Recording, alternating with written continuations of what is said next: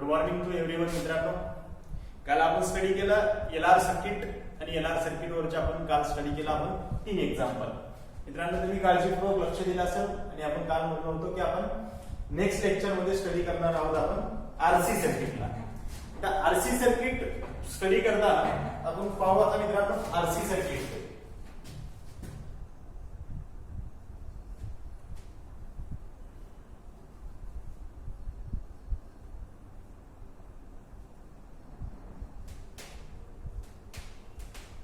आपण काल पाहिलं होतं मित्रांनो एलआर सर्किट. आता काय पाहिजे आपल्याला आरसी सर्किट. त्या आरसी सर्किट मध्ये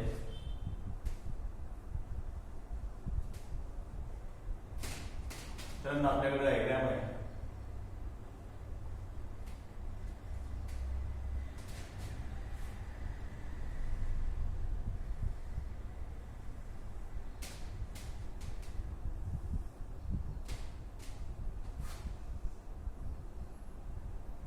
आता आर ही काय होतं मित्रांनो आपल्याकडे सी अप्लाइड करंट आहे, इथं व्होल्टेज आहे V naught sine omega T.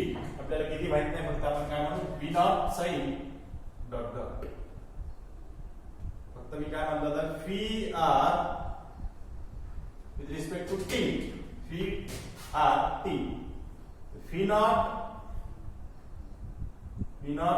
R sine omega T. हे कशाचे इक्वेशन मित्रांनो आपल्याकडे व्ही आर म्हणजे रेझिस्टन्सचं व्होल्टेज. आता मी नेक्स्ट ला मानल V C T is equal to V naught C. याला डायरेक्टली मी व्ही नॉट मानतो, फक्त याला मानलं मी साइन ओमेगा टी. आता आपण काय मानलो होतं एल सर्किट्स मध्ये म्हणजे प्युअरली आर सर्किट मध्ये, प्युअर रेझिस्टन्स सर्किट मध्ये voltage and current is equal to किंवा voltage and current are in same phase. दोन्ही काय होतं आपल्याकडे मित्रांनो सेम फेज मध्ये. नेक्स्ट आपण काल इंडक्टिव्ह सर्किट मध्ये बघितलं. तर इंडक्टिव्ह सर्किट मध्ये काय होतं आपल्याकडे, इंडक्टिव्ह सर्किट मध्ये जो करंट आहे, current lags behind by potential 90 degree. Current काय म्हटलं होतं आपण, current lags behind potential by 90 degree. म्हणजे करंट हा व्होल्टेजच्या पाठीमागे, म्हणून आपण तिथे काय लिहिलं प्लस. आता इथे काय म्हणणार आपण, आता सी सर्किट मध्ये प्युअर कॅपॅसिटिव्ह सर्किट मध्ये करंट काय होता, करंट लीड्स, करंट काय करत होता, लीड करत होता बाय पोटेन्शियल किती डिग्री, 90 डिग्री. मग आपण आता इथे काय म्हणणार, करंट पुढे आहे बरोबर, करंट काय करतो, लीड करतो. मग आता काय येईल आपल्याकडे sine V naught sine omega T minus 5. Minus काय म्हणणार आपण आता 5. म्हणजे आपण मानलं की -5 इक्वेशन क्रिएट आहे. म्हणजे इथं डिग्री त्याला डायरेक्टली 5 म्हणण्यापेक्षा आपण काय π/2 मायनस किती दिलेलं आपण π/2. हे व्होल्टेज कशाचं आहे, कॅपॅसिटन्स सर्किटचं, आणि हे व्होल्टेज कशाचं आहे, आर रेझिस्टन्स सर्किटचं. सिंपल मित्रांनो. आता आपल्याला दोन्ही इक्वेशन मध्ये आपण काय करू, फेज डायग्राम चेक करू. आता फर्स्टला आपण फेजर डायग्राम स्टडी करू. हे फेजर डायग्राम म्हणतात. नीट लक्ष द्या फक्त. फेजर डायग्राम मध्ये आपण स्टडी करत होतो, दोन्हीची फेजर डायग्राम लक्ष द्यायची. करंटच्या डायरेक्शनला प्युअर रेझिस्टन्स सर्किट मध्ये, प्युअर रेझिस्टन्स सर्किट मध्ये जो आपला करंट आहे तो I इज इक्वल टू या डायरेक्शनला होतो. आय डायरेक्शनला असेल इथं आपल्याकडे जो फिआर होता तो फिआर कुठल्या म्हणजे सेम डायरेक्शनला. प्युअर रेझिस्टन्स सर्किट मध्ये current and resistance are in phase. दोन्ही मध्ये फेज डिफरन्स किती, 0. दोन्ही मध्ये फेज डिफरन्स किती होता, 0. आता ज्या डायरेक्शनला करंट आहे, आता इथे करंट असेल तर करंट काय करतो, current leads at potential by 90 degree. मग आपण काय म्हणणार, या डायरेक्शनला आपल्याकडे काही येईल आपल्याला व्ही सी, इथं व्होल्टेज सी. आता नेट व्होल्टेज याला मानलं मी नेट व्होल्टेज, मग किती आलं माझ्याकडे व्ही नॉट. किती व्होल्टेज आपल्याकडे मित्रांनो, हे व्ही नॉट व्होल्टेज. मग आता मला व्ही नॉट कॅल्क्युलेट करायचंय. मग व्ही नॉट कॅल्क्युलेट करण्यासाठी मी काय मानला, फॉर्म्युला लिहिला V naught is equal to, जो रिझल्टंट वाला फॉर्म्युला लिहितो मित्रांनो आपण, in under root net calculate करायचे. दोन्ही मध्ये अँगल किती, π/2 म्हणजे किती 90. मग आपण परत वापस फॉर्म्युला लिहिला. कोणता formula, a² plus b² plus 2ab cos θ. Resultant V naught calculate करायचा. बाय युजिंग आपण कोणता इक्वेशन आपल्याकडे जो फॉर्म्युला आहे कोणत्या ऍडिशन बनणार आपण वेक्टर ऍडिशन मध्ये आपण त्याला सॉल्व्ह केलं तर वेक्टर ऍडिशनचा रिझल्टंट कॅल्क्युलेट करायला जसं v net r net calculate करत होतो तसंच काय केलं आपण v net is equal to n under root a square plus b square plus 2ab cos theta theta is equal to theta कशामधला होता a and b अँगल मधला आता आपण याला a मानलं याला काय मानलं b मानलं तर theta is equal to 90 degree value put केली त्याला मानलं आपण in under root phi r square plus next ला किती pc square plus 2 phi r phi c आणि cos 90 cos किती लिहिलं मित्रांनो आपण 90 therefore cos 90 is equal to cos 90 means किती असतं आपल्याकडे 0 cos 90 means 0 cos 90 means किती आलं आपल्याकडे 0 cos 90 ची व्हॅल्यू पुट केली आपण तर in under root phi r square plus phi c चा square plus 2 phi r phi c multiplied by 0 म्हणजे टोटल टर्म काय झाली आपल्याकडे मित्रांनो 0 मग आपल्याकडे नेक्स्ट व्हॅल्यू आली in under root phi r square plus phi c square phi r square plus phi c square आणि प्लस किती आलं 0 मग आपल्याकडे phi नेट किती राहील आता phi net is equal to in under root phi r square plus phi c square मतलब phi r square ला व्हॅल्यू पुट की तो phi net is equal to in under root phi r square plus phi c square phi r is equal to phi r कशाला बनणार आपण आता phi r is equal to I naught multiplied by आता किती म्हणणार आपण इथं r I naught multiplied by r and phi c is equal to आणि dc ला काय पुट करणार I naught multiplied by xc xc means काय होतं आपल्याकडे pc म्हणजे व्होल्टेज कशाच्या अक्रॉस मध्ये कॅपॅसिटन्सच्या कॅपॅसिटन्स म्हणजे काय होता कॅपॅसिटिव्ह रिएक्टन्स हे काय होतं capacitive reactance r means resistance आणि xc म्हणजे capacitance reactance value put up करतो phi naught in under root phi r चा काय व्हॅल्यू पुट अप केली आपण I naught multiplied by r चा square plus I naught multiplied by xc चा square तर टोटल स्क्वेअर केले व्हॅल्यू त्याला म्हणणार I naught square r square plus I naught square xl square xc square I naught common घेतलं तर किती आलं आपल्याकडे I naught in under root r square plus xc square xc square हे total झालं आपल्याकडे मित्रांनो phi naught is equal to काहीच व्हॅल्यू आली आपल्याकडे phi naught is equal to याला मानलं आपण phi naught is equal to तर हे टोटल व्हॅल्यू ला मी लिहितो phi naught is equal to I naught multiplied by हे काय झालं z मीन्स इम्पिडन्स इम्पिडन्स किती झाला आपल्याकडे आता कोणत्या कॅपॅसिटिव्ह सर्किट मधला तर z is equal to in under root r square plus xc square is equal to त्याला मानलं आपण इम्पिडन्स हे काय आलं आपल्याकडे इम्पिडन्स त्याला म्हटलं आपण इम्पिडन्स आता इम्पिडन्स आहे आता या इम्पिडन्सला मी व्हॅल्यू पुट अप केली तर इम्पिडन्स वाली व्हॅल्यू आहे म्हणजे काय झालं आपल्याकडे I naught is equal to phi naught upon z हे आला आहे किती आला आपल्याकडे I naught is equal to phi naught upon z म्हणजे करंटचं जे इक्वेशन आहे मित्रांनो आता करंटचं जे इक्वेशन आहे की I is equal to I naught sin omega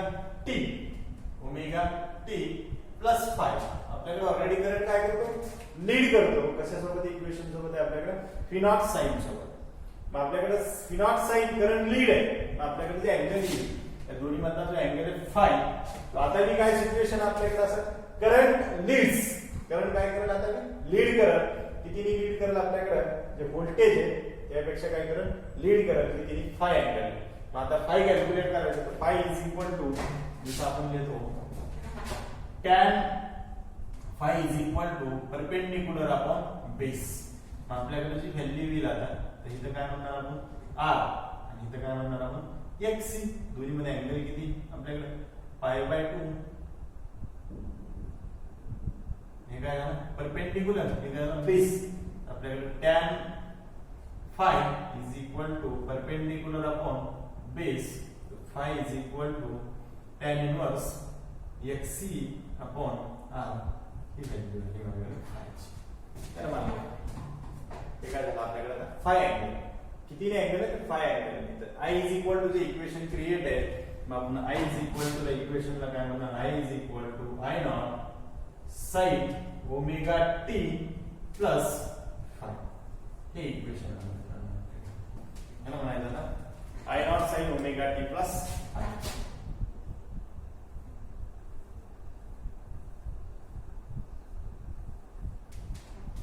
करंटचे आता म्हणलं आपण करंट. हे होतं आपल्याकडे आरसी सर्किट. कोणतं सर्किट मानणार आपल्याला? RC circuit. हे होतं आरसी सर्किट.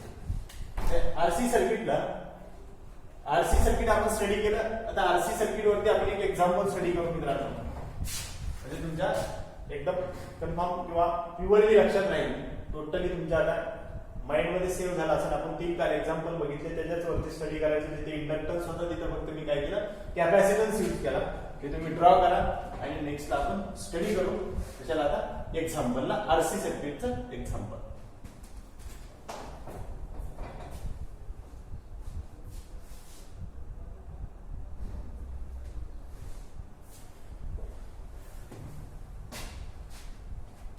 आला असेल मित्रांनो हे?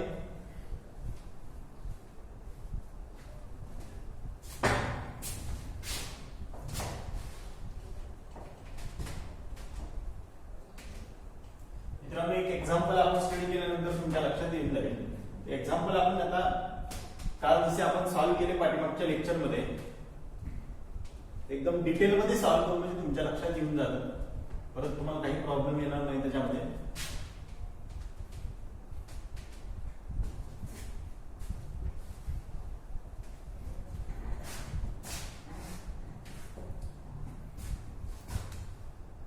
फर्स्ट एक्झाम्पल, आपण एक रेजिस्टन्स घेतला मित्रांनो, एक कॅपॅसिटर. आरसी सर्किट मीन्स काय येईल आपल्याकडे? कॅपॅसिटन्स आणि रेजिस्टन्स. इथे दिला C is equal to 25 microfarad. तुम्हाला R दिला 3 ओहम. R ची व्हॅल्यू किती मित्रांनो? आता resistance is equal to 3 ohm and C is equal to किती दिला? 25 मायक्रोफॅरेड. R and C. आणि व्होल्टेज दिले मी तुम्हाला V is equal to V naught a V naught sine omega t, म्हणजे तुम्हाला दिला आपण 10 साइन ओमेगाला आता मी देतो 10 टू द पॉवर 4. आता नीट लक्षात द्या, 10 टू द पॉवर आपण काय दिला? 4 t plus 30 degree. 10 sine 10 to the power 4 t plus 30. हे काय दिलं तुम्हाला? मी व्होल्टेज. तर म्हणलं व्होल्टेज. आता तुम्हाला सांगितलं मी फाइंड आउट करायला. फाइंड आउट आपण असं सांगितलं तुम्हाला, काल आपण जसं सॉल्व्ह केलं तसं मित्रांनो सेम मी मानलं क्वेश्चन लिहितो. टू फाइंड आउट फर्स्टला आपण सॉल्व्ह करू त्याला आपण तिथे इंडक्टिव्ह रिएक्टन्स मानत होतो. तिथे इंडक्टिव्ह आपण काय मानत होता? जिथे आपण इंडक्टिव्ह रिएक्टन्स मानत होतो, आता काय म्हणला? कोणता रिएक्टन्स आहे? Capacitive reactance. कोणता रिएक्टन्स आपण कॅल्क्युलेट करणार? Capacitive reactance. जिथे एक्सएल देत होतो तिथे काय देणार मित्रांनो आपण आता? एक्ससी. कॅपॅसिटिव्ह रिएक्टन्स मध्ये आपण काय देणार आता? एक्ससी. नेक्स्टला आपण मित्रांनो सॉल्व्ह करणार आपण इम्पिडन्स. इम्पिडन्स मध्ये आपण काय मानलं होतं त्याला? झेड. इम्पिडन्स हा नेक्स्टला आपण स्टडी केलं तर थर्ड नंबरला त्याला म्हणतो आपण पीक करंट. पीक करंट. तर पीक करंटला आपण सॉल्व्ह करू, त्याला नाव दिलं आपण आय नॉट. Peak current. नेक्स्टला फोर्थ नंबरला होता आपल्याकडे, त्याला म्हणतो आपण करंट आय टी टाइम्स. नेक्स्टला आपल्याला 5 नंबरला आपण स्टडी करत होतो. 5 नंबरला आपल्याला स्टडी करायचा होता जिथे आपल्याला रेजिस्टन्स व्होल्टेज म्हणजे जे पोटेन्शियल डिफरन्स आहे अक्रॉस द रेजिस्टन्स, म्हणजे potential voltage resistance voltage VR T times. आणि नेक्स्टला जिथे आपण इंडक्टिव्ह व्होल्टेज स्टडी करतो तिथे आता कोणतं व्होल्टेज म्हणणार तुम्ही? कॅपॅसिटिव्ह व्होल्टेज किंवा कॅपॅसिटन्स व्होल्टेज. कोणतं आपण म्हणणार? VR ला काय दिला आता? VC T times. एवढं आपल्याला काय कॅल्क्युलेट करायचं मित्रांनो, आता स्टडी करायचं. तुम्ही आता त्याच्यामधला कॅपॅसिटिव्ह रिएक्टन्स स्टडी करू शकता, इम्पिडन्स स्टडी करू शकता, पीक करंट कॅल्क्युलेट करू शकता. तुम्ही आता सॉल्व्ह करू शकता याच्यामध्ये. नेक्स्टला मी फर्स्ट डे स्टडी केला आपण मित्रांनो, तर पहिला आपण त्यामध्ये फाइंड आउट करू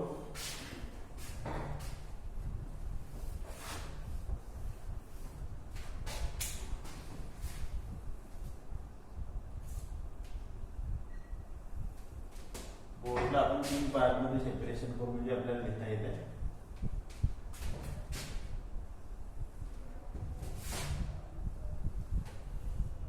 तुम्ही अशाच रेषा मारू नका मित्रांनो बोर्डवरती, वहीवर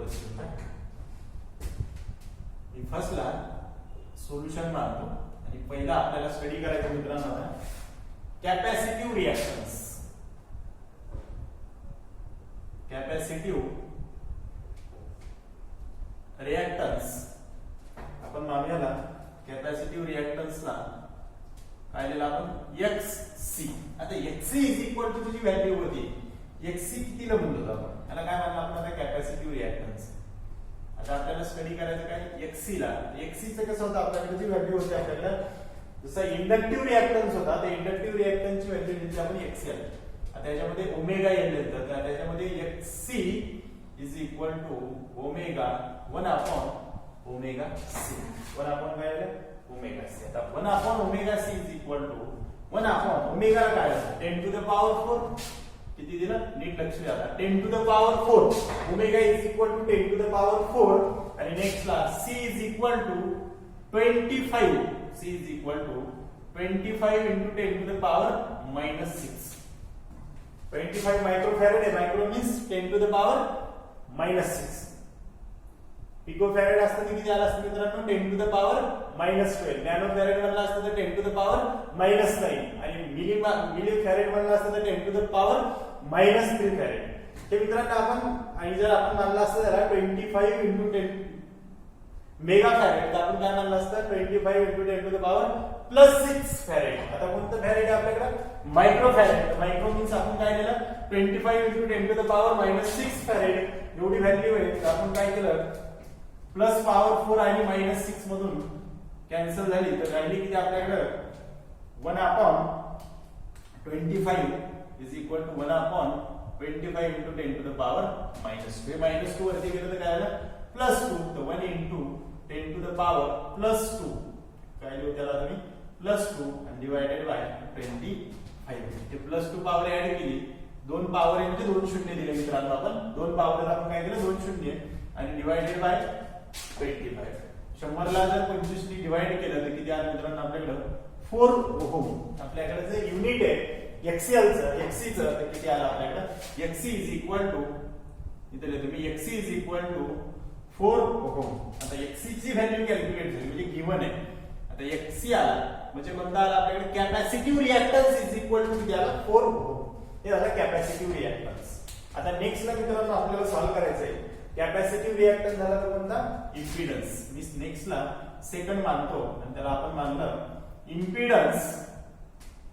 आता तुम्हाला काय सॉल्व्ह करायचं इम्पिडन्स म्हणजे काय होतं आपल्याकडे सिम्बॉल आहे इम्पिडन्सचा Z. Z हा सिम्बॉल कशासाठी दिला इम्पिडन्स साठी. तर इम्पिडन्स मित्रांनो तुम्हाला आता सॉल्व्ह करायचं आहे. ते इम्पिडन्स साठी आपण फॉर्म्युला काय लिहिणार आता impedance is equal to Z impedance आहे. इम्पिडन्सचा फॉर्म्युला काय होता माझ्याकडे impedance Z is equal to in under root काय म्हणणार आपण R स्क्वेअर प्लस XC चा square R square plus XC square. Value put up करू.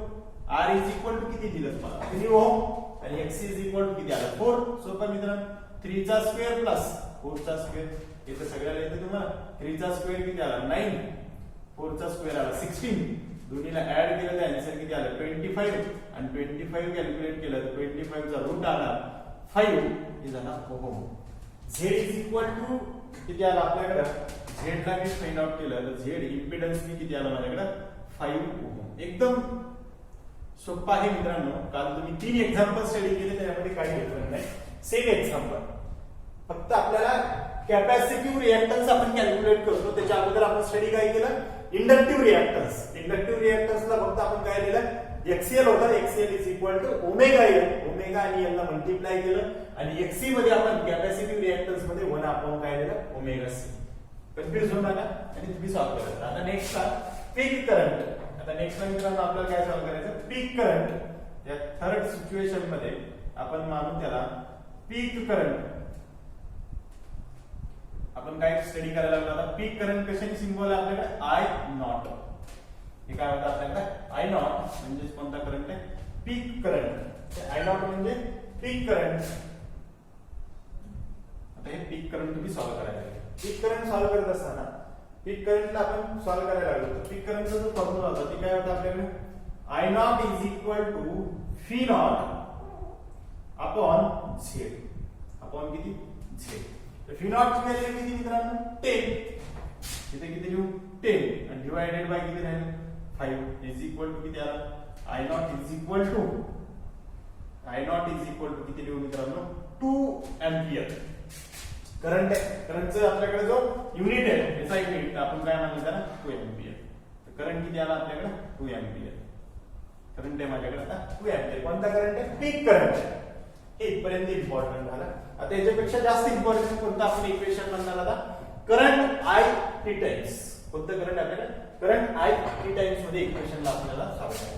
आता या इक्वेशनला आपण काय पिकअप करणार, तर नेक्स्टला आता या इक्वेशनला आपण सॉल्व्ह करू मित्रांनो. त्याचे इक्वेशन मी याला फोर्थ मानतो आणि याला मानलं करंट. जे सर्किट मधला करंट आहे तो करंट दिला होता, current is equal to I T times. Current किती आता आपल्याकडे, आय टी टाइम्स. त्या करंट आय टी टाइम्स मध्ये आपल्याला याला सॉल्व्ह करायचंय. आता एकदम इझी मित्रांनो, काल आपण जसं सॉल्व्ह केलं तसंच आहे तुमच्याकडे. आपण याला करंटचे इक्वेशन लिहिलेलं, तर I is equal to I naught sine किती ओमेगा आपल्याकडे, omega 10 to the power 4. Phase घ्यावा लागेल आपल्याला, 10 टू द पॉवर 4 टी आणि प्लस 30. व्होल्टेज आणि करंटची इक्वेशन सेम होतं त्याच्यामध्ये. आता आपल्याला काय करंट आहे, करंट कॅल्क्युलेट करतो आपण. आता करंटला किती मानणार, 10 जे व्होल्टेज आहे त्या व्होल्टेज पेक्षा आपला करंट लीड करतो किती अँगलनी, 5 अँगल. 5 अँगलला आपण ऍड केलं तर 5 अँगल किती होईल मित्रांनो आपल्याकडे, आता 5 अँगलला आपण डिडक्ट केलं तर प्लस इक्वेशन मध्ये काय म्हणणार, 5 अँगल प्लस किती, 5. आता मला 5 ला कॅल्क्युलेट करायचंय तर मी 5 कॅल्क्युलेट करत, तर मग 5 ला कॅल्क्युलेट करण्यासाठी इथं रेजिस्टन्स आहे आर आणि इथं किती आपल्याकडे, एक्ससी. इथं झेड इम्पिडन्स आला, काय आला आपल्याकडे, झेड इम्पिडन्स होता. हे झेड इम्पिडन्स आहे आणि त्या अँगल किती, 5 अँगल. 5 ला कॅल्क्युलेट करण्यासाठी आपण काय लिहितो, टॅन. आता लिहिलं मित्रांनो, tan 5 is equal to upon base. मग इथं परपेंडिक्युलर आहे या डायरेक्शनला एक्ससी आणि इथं आर इज इक्वल टू 3 आणि इथं काय, एक्ससी इज इक्वल टू 4 आणि अँगल किती आला, π/2 म्हणजे 90. 4 परपेंडिक्युलर अपॉन बेस. हे परपेंडिक्युलर आहे, बेस आहे, ते किती झालं आपल्याकडे, 4/3. त्याला मानलं टॅन 5. तर 5 is equal to tan inverse 4/3 is equal to 5 is equal to किती डिग्री बनणार आपण, 53. काल आपण स्टडी करतो मित्रांनो, 4/3 असेल तर 53 डिग्री आणि 3/4 असेल तर 37 डिग्री. किती झालं आपल्याकडे मित्रांनो, त्याला मानलं 5 इज इक्वल टू किती degree, 53 degree. 5 is equal to ची व्हॅल्यू आहे मित्रांनो आपल्याला 53 डिग्री. आता नेक्स्टला आपण स्टडी करू नेक्स्ट वाली व्हॅल्यू. त्या व्हॅल्यूला मी मानलं करंट सॉल्व्ह केला. आपल्याला आता सॉल्व्ह काय करायचं, आता करंट सॉल्व्ह केला इक्वेशन मध्ये पुट अप करू. व्हॅल्यूला टोटल इक्वेशन मध्ये 5 च्या व्हॅल्यू मध्ये तर I is equal to I naught calculate केला तर आय नॉट किती आला आपल्याकडे, 2 ampere. I naught is equal to 2 sine 10 to the power 4 t times आणि प्लस किती आपल्याकडे 30 आणि प्लस 53 डिग्री. हे आलं मित्रांनो आपल्याला 53 डिग्री. आता दोन्हीचे कॉम्बिनेशन आपण इक्वेशन ऍड केलं तर I is equal to 2 sine 10 to the power 4t आणि प्लस 83 डिग्री. ते आलं 83 डिग्री. किती लीड करतो आपण म्हणणार करंट, 5 अँगल. करंट काय आपल्याकडे current leads potential by final याला माझ्याकडे करंट आयचे इक्वेशन आहे. आता नेक्स्ट ला आपल्याला काय सॉल्व करायचं मित्रांनो आता 5 नंबरला रेजिस्टन्स व्होल्टेज आता इथे आपण सॉल्व करू. त्याला मानलं 5 नंबरला resistance voltage VR T times VR काय कॅल्क्युलेट करायचं आपल्याला T टाइम्स. तर VR T टाइम्स आपल्याला कॅल्क्युलेट करायचं आहे. तर VR T टाइम्स ला आपण कॅल्क्युलेट करायला लागलो. VR ला कॅल्क्युलेट केलं तर आपल्याला जे इक्वेशन आहे voltage and current pure resistance circuit मध्ये व्होल्टेज अँड करंट हा सेम फेज किंवा इन फेज मध्ये म्हणजे करंट आणि व्होल्टेजचा फेज सेम आहे. आता करंटचं इक्वेशन काय आलं आपल्याकडे जे करंट आहे त्या करंटला आपण काय मानणार जे करंटचं इक्वेशन आहे I is equal to 2 sin 10 to the power 4 आणि इथं काय येईल आपल्याकडे आता t प्लस 83 डिग्री. करंट आणि व्होल्टेज काय आहे सेम. मग मी इक्वेशन देतो VR T is equal to V naught R बरोबर. नेक्स्ट ला sin 10 to the power t plus 83 degree. किती डिग्री म्हणतात आपण मित्रांनो आता 83 डिग्री. आता आपल्याला सॉल्व काय करायचं आहे आपल्याला V naught R ची व्हॅल्यू काय राहील आपल्याकडे V means I naught multiplied by R I naught multiplied by R I naught multiply R solve केला तर I naught multiplied by R ची जी व्हॅल्यू असेल ती मित्रांनो काय येईल आपल्याकडे आता I naught is equal to 2 आणि R is equal to किती व्हॅल्यू आपल्याकडे 3 2 multiplied by 3 6 volt 6 volt put up केला आपण. लास्टली आपण जी इक्वेशन मध्ये व्हॅल्यू पुट अप करू ती याला मानलं VR T times 6 volt sin 10 to the power 4t आणि प्लस 83 हे होतं मित्रांनो आपल्याला कोणतं इक्वेशन रेजिस्टन्सच्या अक्रॉस मधलं जे व्होल्टेज आहे ते रेजिस्टन्सच्या व्होल्टेज अक्रॉस मधलं voltage potential across R resistance म्हणजे कशाच्या अक्रॉस मधलं पोटेन्शियल आहे आपल्याकडे R रेजिस्टन्स. आता कशामधलं पोटेन्शियल काढायचं आपल्याला C च्या अक्रॉस मधलं म्हणजे कॅपॅसिटी व्होल्टेज कॅल्क्युलेट करायचं. आता कॅपॅसिटी व्होल्टेज मित्रांनो आपण कॅल्क्युलेट करायला लागलो.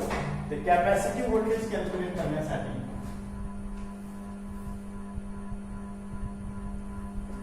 आता मी इथे एडिट करतो. कॅपॅसिटिव्ह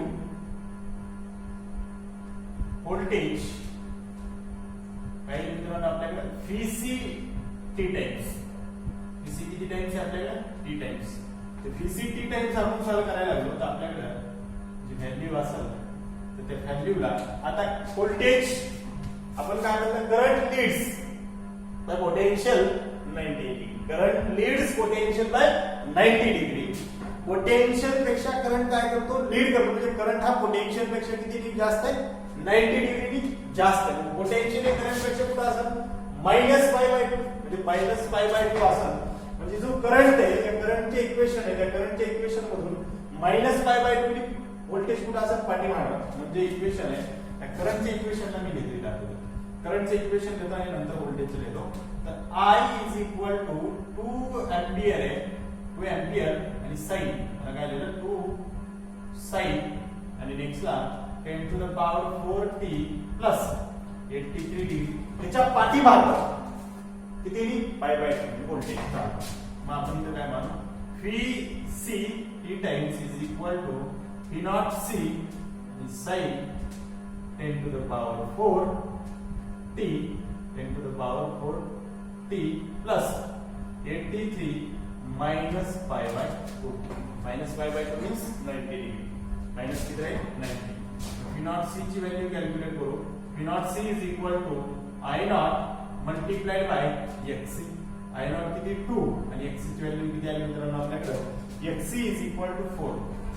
हे टोटल किती आलं 8 व्होल्ट.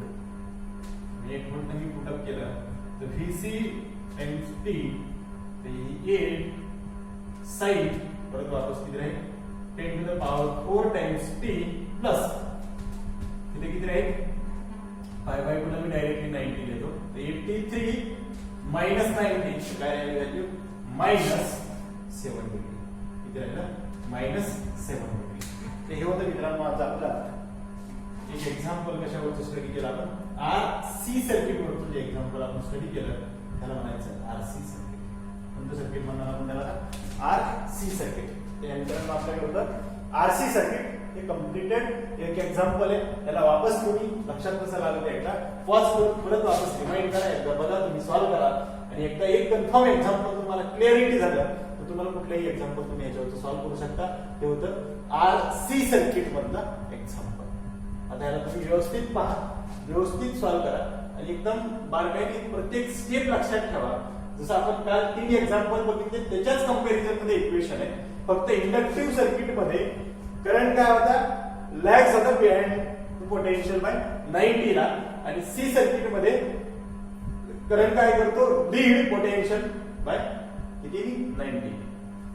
सी सर्किट मध्ये करंट हे पुढे चालतो पोटेन्शियलच्या, आणि एल सर्किट मध्ये इंडक्टिव्ह सर्किट मध्ये व्होल्टेज हे पुढे चालतं करंटच्या π/2 ने, आणि आर सर्किट मध्ये करंट आणि व्होल्टेज दोन्ही सोबत चालतात, म्हणजे दोन्ही मध्ये फेज डिफरन्स कितीचा 0 चा.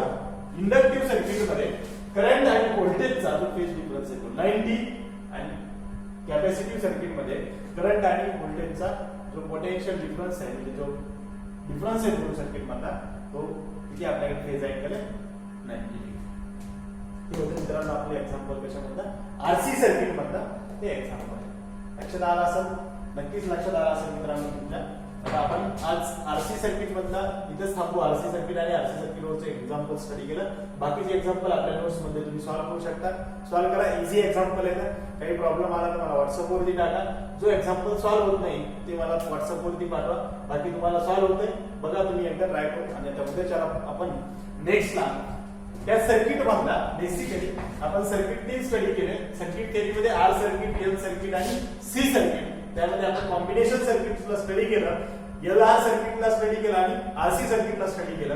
आता आपल्याला याच्यामध्ये पॉवर फॅक्टर स्टडी करायचा, तो आपण आता उद्याच्या लेक्चरमध्ये मित्रांनो स्टडी करू.